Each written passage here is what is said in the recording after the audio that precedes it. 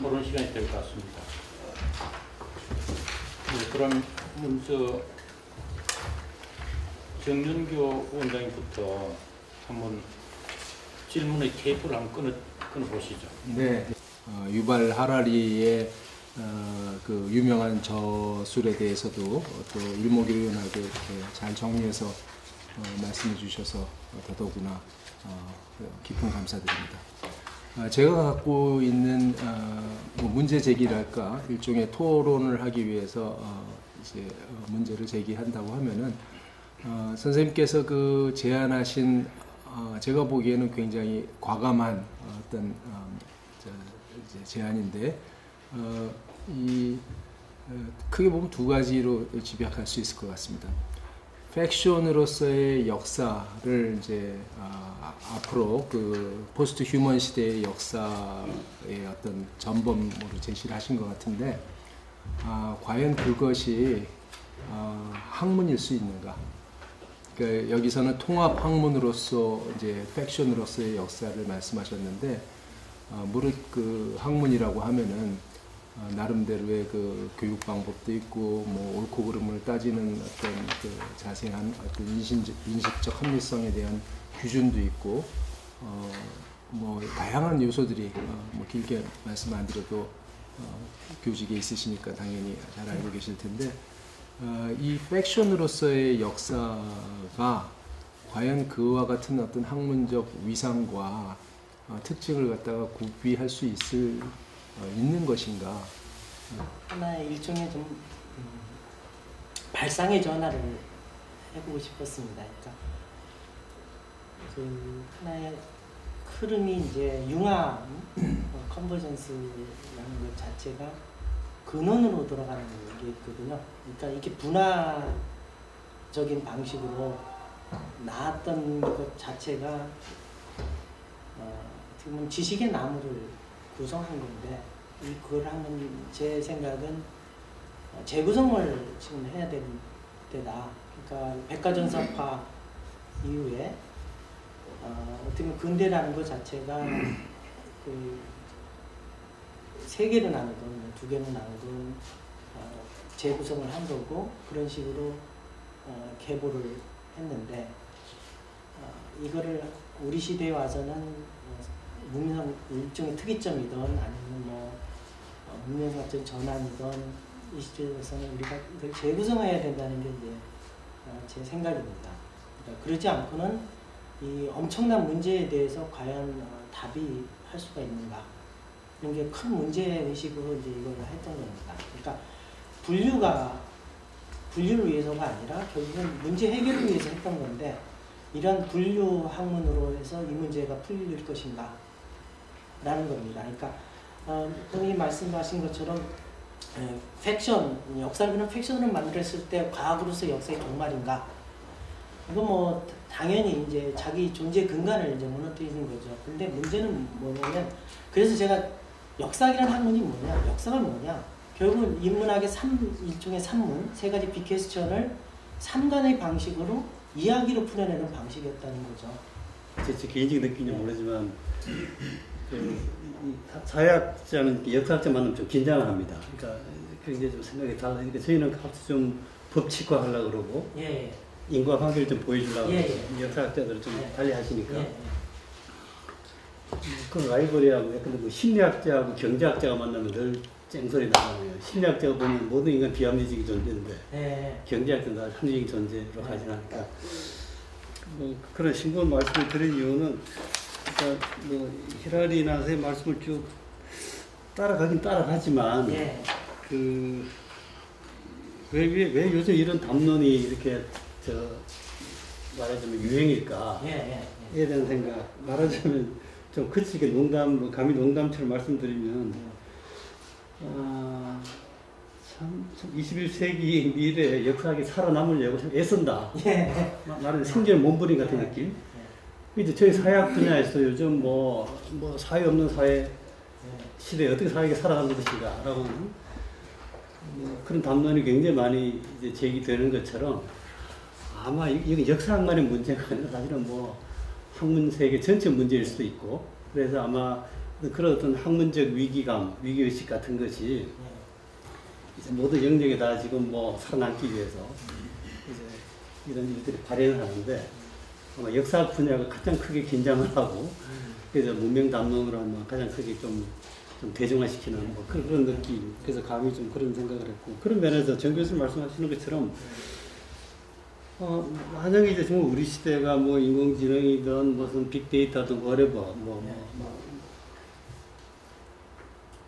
역사학이 살아남아야 됩니까? 말하자면.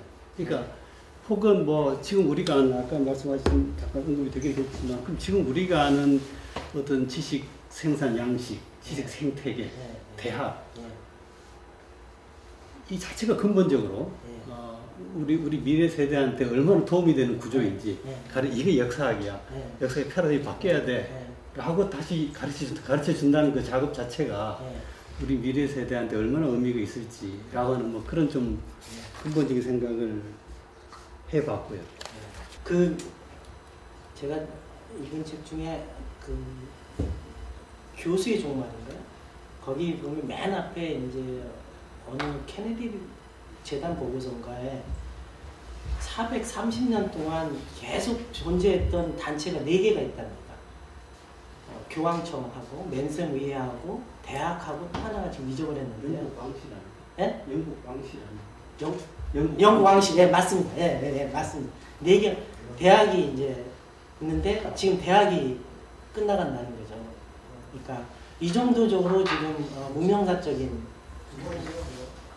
예?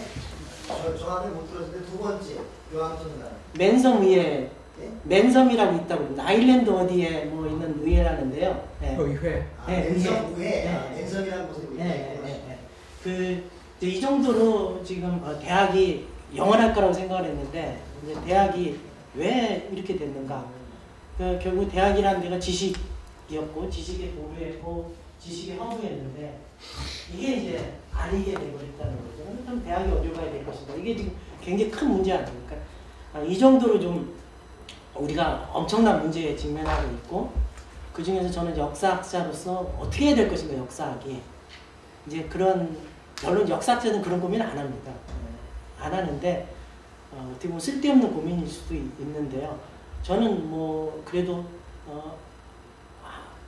이게 위기면서 기회일 수 있다고 저는 양면성이 있다고 생각합니다. 왜 그러냐면 모든 것이 역사거든요.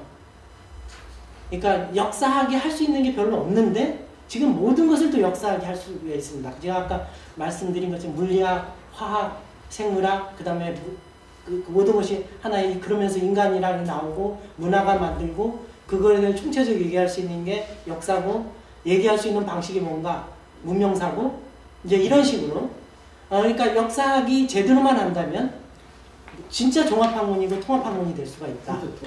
그 이기적 유전자를 극복하는 지적 설계하는 신문명을 건설할 수 있겠는가 이걸 제가 보고 이기적 유전자를 극복한 것은 부처인데 그러면 여태까지 역사는 하여간 그 힘의 역사고 또 우리와 그들 나누는 역사고 그게 사실 허구의 역사인데 지금 이제 이기적 유전자를 극복하는 무리로 치면 부처고 그 다음에 그뿐만 아니라 아까 공감의 문명을 이제 말씀하셨으니까 결국은 이제 생물학적 진화 대 문화적 진화를 이렇게 대비했을 경우에는 그 전혀 다른 종류의 문명을 염두에 두신 것 같아서 전 그래서 이게 아마 달랄라마나 뭐 틱다다 이런 분이 이걸 들으면 이게 우리 소리가 비슷하다 그렇게 했을 것 같고 그 실제로 이분들이 그냥 입만 벌리면 달랄라마나 뭐 정말로 인간이 행복하냐 그걸 끊임없이 묻고 따지고 물질 문명 비판하고 그 다음에 특히 그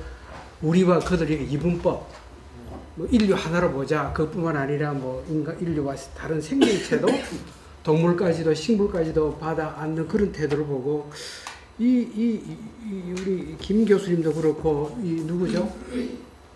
하라리 같은 사람이 어떤 의미에서는 상당히 이게 불교적 무슨 오리엔테이션이 물론 종교는 다 뺐지만 그런 가치관을 어디선가에서 배운 거 아닌가 그런 느낌이 들었고 하라리 사피엔스 책에 보면 이제 행복 얘기를 마지막에 역사학에서 잊어버린 것 중에 하나가 행복인데 결국은 이 트라이앵글 세계 권력과 통합과 행복인데 문제가 결국은 이게 그 두 개의 균형을 잡거나 아니면 그거를 이렇게 딜레마를 할 수 있는 게 행복이라는 주제를 가져온 것 같아요.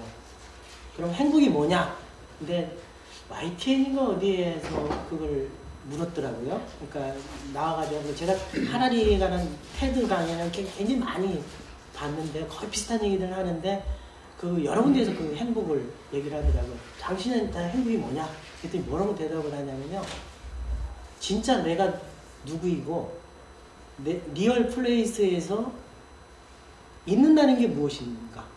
리얼 플레이스에 존재한다는 게 무엇인가를 나는 아는 게 키 투 행복이다. 행복의 키를 가는 거다. 이렇게 대답을 하더라고요. 근데 이 사람이 사유가 어디서 이렇게 나왔나 했더니 1년에 한 달 내지 2달을 위파사나를 한대요. 그러니까 그리고 하루에 1~2시간을 위파사나 수행을 한다고 그러더라고요. 그러니까 그러면서 이제 결국은 이 사람 주장은 뭐냐면 행복을 생물학적인 언어로 번역하면 쾌락이라는 거죠. 근데 그걸 넘어설 수 있는 길이 뭐냐? 결국은 무한 것 같아요. 자아는 없다. 근데 어떻게 보면 참 그런 얘기를 그러니까 책에서 딱 비쳤을 때 보면 야 이거 약간 좀 속은 느낌이 들거든요. 굉장히 냉철하게 가다가 갑자기 불교적이 돼요. 그러니까 무하다. 그러니까 그걸 깨달아야 된다. 그 실제로 그 말이에요? 예. 무아. 예. 무아는 그 비슷한 얘기예요. 아마 사피엔스에 아마 그 기질이 있을 거예요. 결국은 없다. 나는 없다. 그걸 깨닫는 게 행복이다. 라는 얘기죠. 그 얘기를 다른 식으로 얘기하면 나는 누구인, 진짜 나는 뭔가, 내가 이 리얼 플레이스라는 게 도대체 뭔가는 얘기는 별거 그 얘기죠. 자기가 아마 위파사나 수행을 하면서 이 삼법인, 그거를 이 사람은 결국 염두에 두고 그게 답이라고 생각하고 결국은 이 사람은 사피엔스 이 문명사를 쓰는 게 아닌가 라는 혐의가 있어요. 네, 그 혐의가 있어요. 한번 물어보고 싶었는데 아마 그러지 않을까 결국은 그러니까 아마 이런 얘기가 나오는 거고 이 양반이 채식주의자잖아요. 왜 그러니까 경희대 강연에서 그런 얘기 했잖아요. 왜 채식주의냐? 윤리적인 차원에서 그렇다. 그러니까 동물을 먹는다는 것 자체가 얼마나 비윤리적인가. 이게 이런 식의 사고방식, 그게 상당히 불교적인 세계관을 갖고 있고, 그게 이 사람의 결국은 마지막 메시지, 그러니까 자기가 하고 있는 메시지가 아닐까. 그런 생각은 아마 그렇게 생각이 들어요. 3페이지에 말씀하신 인간, 시간, 공간 속에서 아마 인간이라고 하는 인류라는 말로 바꿔서 문화인류학적인 이해를 하면은 그게 아마 말하시고자 하는 방향하고 일치하는 것 같고요. 그런데 이제 인간이라고 할 때하고 인류라고 할 때 우리는 어디서 왔어, 무엇이니 어디로 가는가라는 질문과 연결해서 본다면은 인간이라고 할 때 우리 나냐, 우리 전체주의로서 인류냐 하는 이런 문제 주체에 따라 가지고 풀어가야 할 문제가 좀 차이가 있어 보이는데 그 부분은 그럼 어떻게 이해를 하면 좋겠는지 좀 한번 생각이 좀 듭니다. 인간은 사이간자니까 근데 유적 개념으로 보면 스페시스로 하면 인류라고 하는 게 맞을 것 같습니다. 근데 인류가 중에 아까 6개 인류가 있었는데 지구상에 그 중에 호모사피엔스만 유일하게 살아남은 인류 종이죠. 이제 그건 그렇게 되는데 역사이라는 게요. 그러니까 결국은 저는 역사라는 건 뭐냐면 우리는 누구인가를 규정하는 서사라고 생각합니다. 제가 보기에 좀 개념이나 또는 어떤 관점, 방법론 이런 것에 대해서 좀 제 질문이 있는데 그런 걸 좀 너그럽게 좀 받아들여 주셔서 답변해 주셨으면 좋겠습니다. 저는 통상 이제 이렇게 거대한 매크로한 시각에서 문명을 이렇게 구분하는 그런 프레임에 대해서는 상당히 제가 동의를 하지 않는 편이거든요. 그래서 사실 유발 하라리 이분의 경우도 이런 식으로 거대한 프레임을 가지고 구분을 하는 것 속에는 그 사람이 취하고 있는 뭐 고고학적 또는 인문학적인 가설들을 거의 검증되지 않는 상태로 그걸 그 기초로 삼는 경우가 많이 있어요. 예를 들어서 여기도 보게 되면은 그 3대 혁명 나오잖아요. 인식혁명, 그 다음에 농업혁명, 그 다음에 이제 과학혁명 나오는데 예를 들어서 제가 알고 있는 보통 이제 사회학의 기본 개념 중에 보면 사회화, 내면화, 뭐 내재화 이런 개념들을 많이 씁니다. 이제 그게 외재화, 내재화 그리고 객체화라고 하는 이 세 가지가 굉장히 변증법적으로 일어난다라고 하는 굉장히 어떻게 인간이 사회 속에서 태어나서 이른바 우리가 알고 있는 인간이 되는가 하는 것을 항상 생각할 때 그런 부분 이게 보통 현상학적 사회에서 그런 얘기를 많이 취해서 쓰는데 이런 걸 보게 되면 사실 유발 하라리가 취하고 있는 이 세 3대 문명의 개념을 구성하고 있는 시기적으로 구분한 이런 부분들이 제가 보기에는 뒤바뀐 것 같아요. 예를 들어서 사실은 농업혁명을 통해서 이게 이주하면서 원시 유목민처럼 살던 인류 집단이 어느 한 곳에 그 터를 잡고 이른바 농업 문화를 형성하면서 그 안에서 집단 생활에서 공동체를 꾸리고 지역사회를 꾸렸을 때에 그때부터 사실은 우리가 알고 있는 정도의 인식 능력을 가진 그러한 인간종으로 만들어졌을 거다. 저는 그렇게 생각하거든요. 모여 살았을 때 그 공동체 안에서 언어가 정착이 되고 그 언어를 포함하고 있는 문화적인 개념들 이런 부분들이 형성이 되면서 그것이 이제 다음 세대가 계속해서 그 공동체에서 규정하고 있는 소위 말하는 공동체적 존재인 인간을 구성할 수 있는 그런 터전이 될 텐데 저는 보기에는 원래 원시 유목민으로 살던 인간이 공동체 생활, 농업을 통해서 공동체 생활을 하게 되면서 그 이후로 어떻게 진정한 의미에서 인식혁명이 오지 않았을까 이렇게 생각을 하거든요. 과학혁명의 경우에는 뭐 저는 큰 이견이 없습니다. 그래서 제가 이제 유발 하라리와 같은 이런 거대한 시각을 가지고 문명을 구분하는 사람들의 경우에 거의 그 입증되거나 증명될 수 없는 가설이나 개념 이런 것들에 기초해서 문명을 구분하는 그런 부분이 있어서 제가 하나의 예로 말씀드린 거고 선생님께서 혹시 이 세 가지의 인식혁명의 시기적 구분에 대해서 어떻게 생각하시는지 좀 말씀 듣고 싶고요. 저도 이제 하라리 책을 읽으면서 젊은 사람이 어떻게 이렇게 다 할 수 있는가? 이거 뭔가가 문제가 있는 거 아닌가? 이게 분명히 뭔가 문제가 있는 것 같은데 이게 지금 확인할 길이 없단 말이에요. 근데 그러면서 놀라운 건 뭐냐면 끈질기게 자기 관점으로 밀고 나가는 거거든요.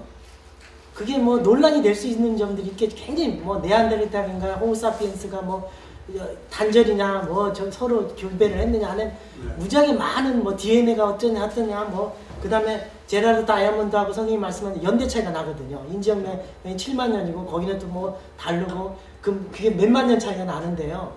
이게 누가 맞느냐? 이게 뭐 다 믿거나 말거나 한 얘기일 수 있거든요. 그러니까 결국은 스토리텔링을 어떻게 구성하느냐의 문제라고 저는 생각해요. 그러니까 하라리 같은 방식으로 한번 스토리텔링을 구성하는 거고 다이아몬드 같은 방식 구성하는 거고 자기가 필요한 증거들을 가지고 근데 그런 것들을 한번 이렇게 놓고 한번 볼 필요는 있다고 생각을 해요. 근데 선생님 말씀대로 뭐 닭이 먼저냐 달걀이 먼저냐의 측면이 있다고 생각을 해요. 인간이 공동생활하고 집단생활하고 국가를 건설하면서부터 뛰어넘은 관계가 있죠. 분명히. 그러니까 하라리는 허구적 사세 때문에 그게 가능했다고 그랬는데 오히려 집단생활을 하면서부터 지배자들이 생기고 자기의 이야기를 만들어내고 그 다음에 제국까지 가고 거꾸로도 할 수도 있거든요. 거꾸로도. 그러니까 하라리는 어떻게 보면 뭐 이 비유가 맞는지 틀린지 모르는지 유물론이냐 유심론이냐 할 때 유물론적으로 설명할 수도 있거든요. 예? 그러니까 그건 뭐 어느 걸 선택하느냐의 문제가 있는데 분명히 서로 연관되어 있다고 생각을 해요. 근데 그럼에도 불구하고 하라리가 참 괜찮다고 생각하는 건 뭐냐면 인간이 굉장히 큰 게 불이잖아요. 불이나 그러면서 이 인간이 생각하는 사유의 힘, 그러니까 불을 통해서 인간이 익혀먹고 그러면 영양 문제가 해결이 되고 그러면서 뇌가 인간의 영양소의 뭐 거의 70%나 뭐 이 정도 소비를 한다며요. 그게 영향이 가능했다는 거죠. 그러면서 인간의 사고력이 폭발적으로 증가했고, 그러면서 뭔가 다른 방식으로 공동체적 생활을 하고 신뢰관계를 구축하고 그걸 통해서 제국까지 건설하고 하나의 일관성이 있는 이야기를 한단 말이죠. 그러니까 그건 분명히 그렇게 얘기할 수 있는 측면이 있다. 그리고 이전에는 그런 식으로 얘기한 사람 저는 못 본 것 같아요. 이제 그런 면에서 인지혁명이라는 것 자체가 그리고 또 우리 시대에 또 맞다고 생각해요. 인포메이션 시대, 지식 시대에 맞는 거잖아요. 그러니까 인간이 결국은 부의 미래처럼 끌고 나가는 거는 아이디어 내지 지식이잖아요. 그러니까 이게 인간의 특이성이고, 그런 측면에서 굉장히 유행에도 맞고 우리 전체적 문제의식에도 상당히 맞는 거라고 생각을 합니다. 어쨌든 간에 G2 시대 또는 저는 2050년 이후에 중국이 지원이 될 거라고 예측을 하고 있습니다. 그런데 그랬을 때 과연 우리가 뭔가 거기에 맞는 새로운 서구적 논리가 아닌 뭔가를 만들어낼 수 있느냐라고 하는 것에 아마 실마리가 되지 않을까. 아마 선생님은 선생님의 길을 지금 문명의 길을 만드시는 것 같아서요. 오히려 그러니까 이쪽 하라리 같은 방식이 아니라 이른바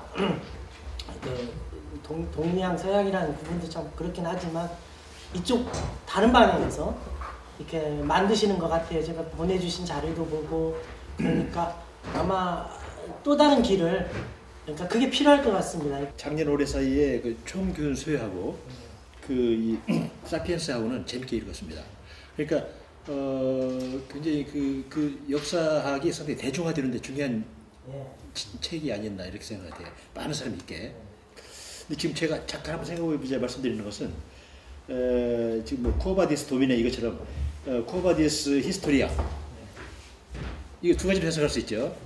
역사가 어디로 가는가 하면 이제 문명사적인 문제고, 역사학이 어디로 가는가 이게 이제 역사학의 문제인데, 저는 그 전자적인 의미에 그치지 않을까 생각이 드는데, 예를 들면 제가 비슷한 케이스를 들면 제가 전공이 양명학인데 양명학이 좀 비슷했어요. 그러니까 양명학은 뭐냐면 왕陽明이 말하기를 경전도 역사다. 경전이 그러니까 경과 역사와 문학이 경계를 다 허물어 버립니다. 그리고 유불도가 삼교합일 다 뭐 통할 수 있다. 이 허물어 버립니다. 그렇게 함으로써 명대 양명학은 굉장히 대중화됐어요. 그러니까 그 이전까지 그 주자학은 4대 부들의 전유물이었는데 4대 부들이 하던 그 학문을 그냥 그 심지어는 뭐 염장 노동자도 하고 뭐 그 황종이가 말하기를 양명학 사람들이 그 이렇게 도를 얘기하면 농민들 1000명이 따랐다 이런 구절이 있어요. 그러니까 많이 대중화됐단 말이에요. 그런데 중국도 그렇고 우리나라도 그렇고 양명학의 그 흐름을 보면은 그 왕양명, 양명학이 처음에 성립했다가 2대, 3대에 가게 되면 그러니까 이렇게 통합적으로 갔다가 다시 분화됩니다. 우리나라도 마찬가지입니다. 그래서 강화학파가 양명학을 처음에 이렇게 받아들였다가 그 뒤로는 이제 뭐 그 언어학, 역사학 뭐 여러 가지로 이렇게 분화되거든요. 그래서 말하자면 그 제가 말씀드리자면 이렇게 좀 융합적인 이런 학문이 굉장히 재밌죠. 통합적인 융합적인 재미인데 그러니까 요점을 말한다면 지금 역사학이 글로벌라이제이션, 로컬라이제이션처럼 이렇게 지금 사실 전체적으로 말하면 우리 철학이나 역사나 거대 담론이 쇠퇴하고 있잖아요.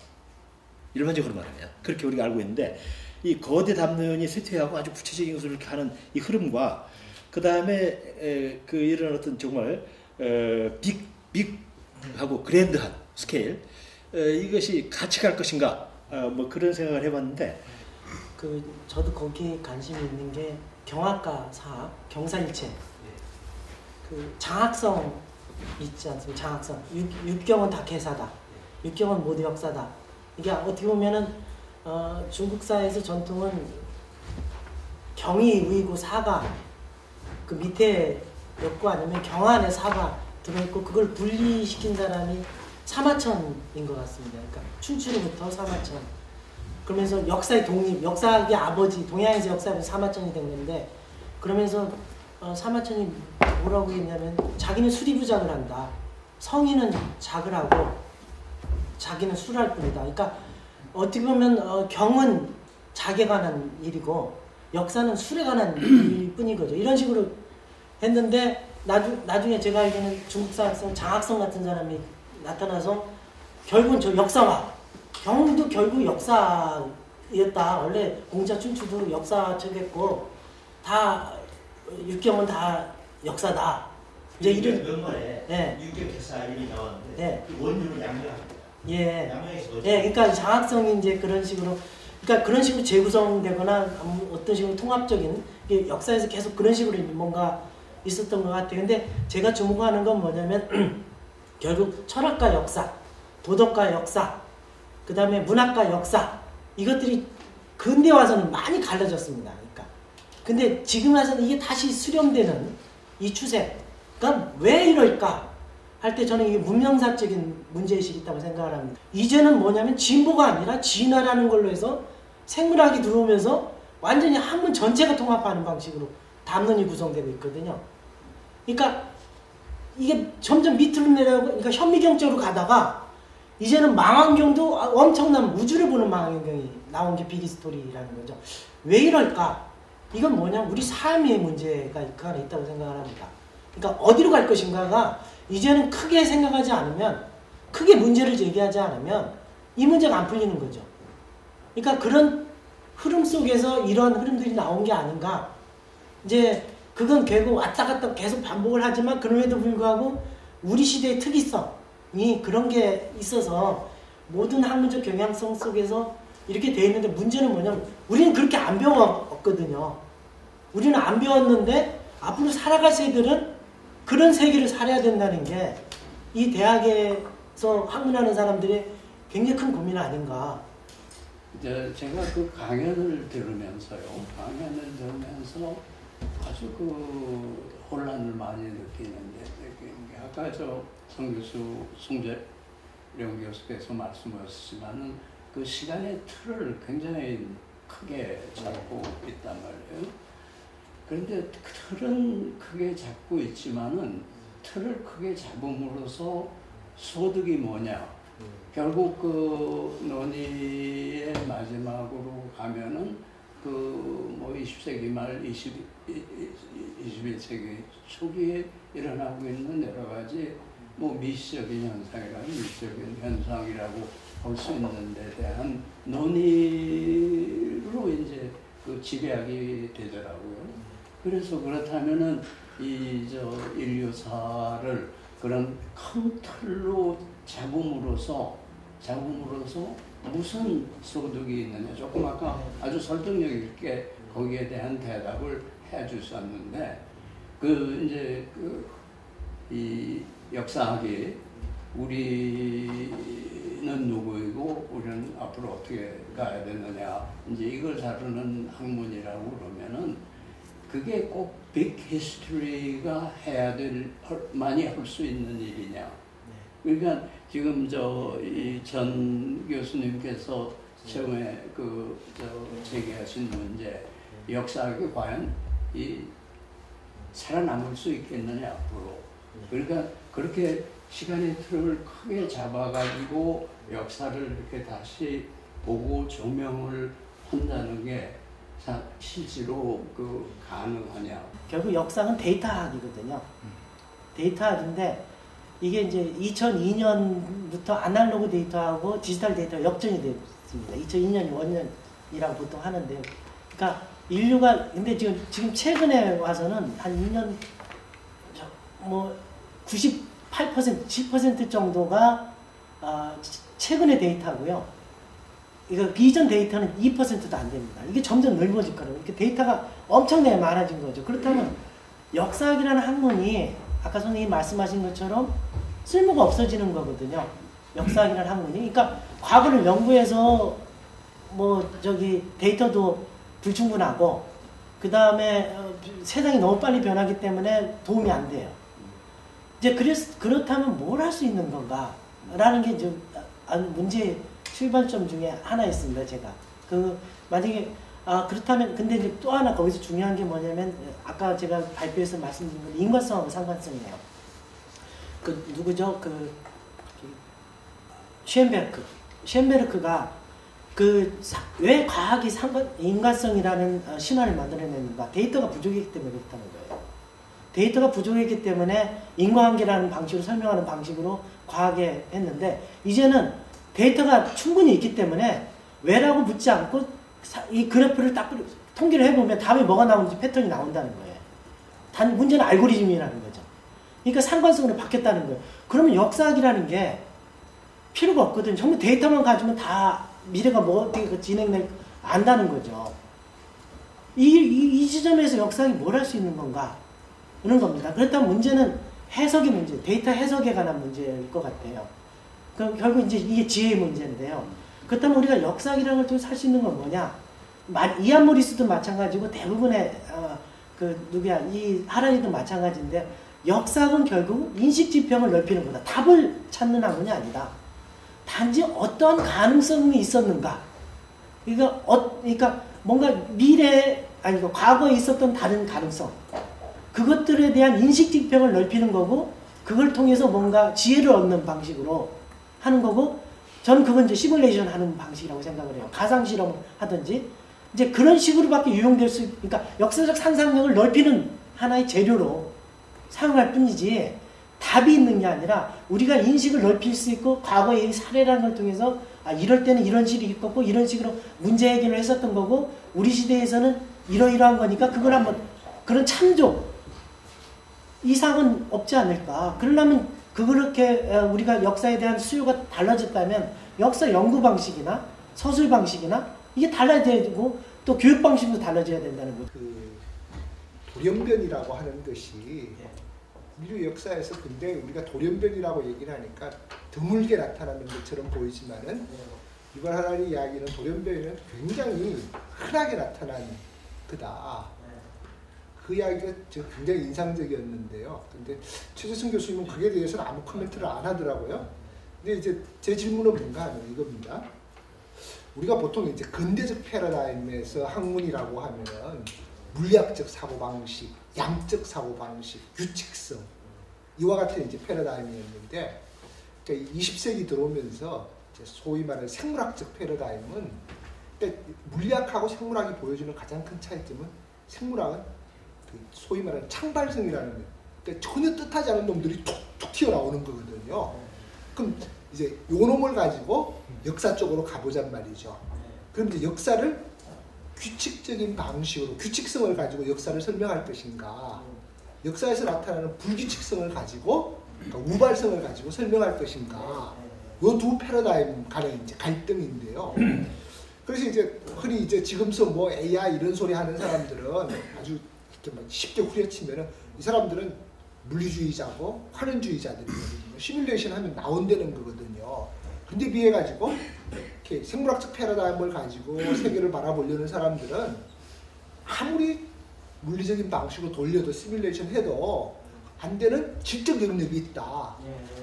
그래서 어쩌면은 제가 오히려 역사하는 사람들을 살려주자면은 그 어쩌면은 바로 이 근본적인 돌연변이의 기초한 그러니까 인간 역사에서 끼어들 수밖에 없는 우연 이 문제들을 어떻게 풀어나갈 것인가 이 이야기를 가지고 조금 더 이야기를 하면은 그래서 이렇게 유발 하라리한테서도 왜 이 이야기를 조금 더 진전을 안 시킬까 인간이라고 하는 존재에 대해 가지고요. 그러니까 이제 이야기를 지금 이제 포스트 모던 이야기로 넘어가면은 많은 사람들은 뭐 이렇게 어떤 경제적인 이유에서 인간이 여러 가지 방식으로 통제될 거라고 하는데 여기 선생님들 다 연구하시지만은 뭐 연구비 때문에 우리가 이렇게 어떤 방향으로 연구를 방향이 잡히기는 해요. 그런데 인간이 가지고 있는 아주 한갓된 호기심, 그러니까 그냥 한번 저질러 보고 싶은 것들, 이게 또 역사의 모멘텀으로 들어오면 굉장히 큰 부분들이 있거든요. 여기서 어떻게 보면은 창발성이고 이런 부분들인데 그런 패러다임을 가지고 우리가 조금 더 읽어봤으면은 이세돌하고 알파고하고 과연 누가 더 창발적인가? 그럼 도대체 창발성이라는 게 뭔가? 저는 이거 재정의해야 되는 지점이 와 있지 않는가? 그러니까 신하지 않았을까? 천재라는 거 신하지 않았을까? 감이라는 거 신하 아닌가? 이게 깨진 거 아닌가? 예? 이제 이렇게 되면 이제 막 굉장히 큰 문제가 나오는데, 그러니까 일종의 계몽, 제2의 계몽이 필요한 거 아닐까? 그런 생각이 들었습니다. 우리가 빅 히스토리든 스몰 히스토리든 스토리텔링을 어떻게 하든 간에 우리 이 인간이 살아온 바깥 세상에 대해서 어떤 어떤 역사학 혹은 역사적 관점에서 우리가 무지하게 많이 아는 것 같아요. 가장 최근에 유발 하라리 교수의 등장, 그리고 여기서 그 사람의 그 스토리텔링은 세 가지로 이제 힘이니 무슨 통합이니 행복을 이겼는데, 이 트라이앵귤러한 이 구성의 삼각의 가운데점에 하나가 있어야 될 것이 있는 것 같아요.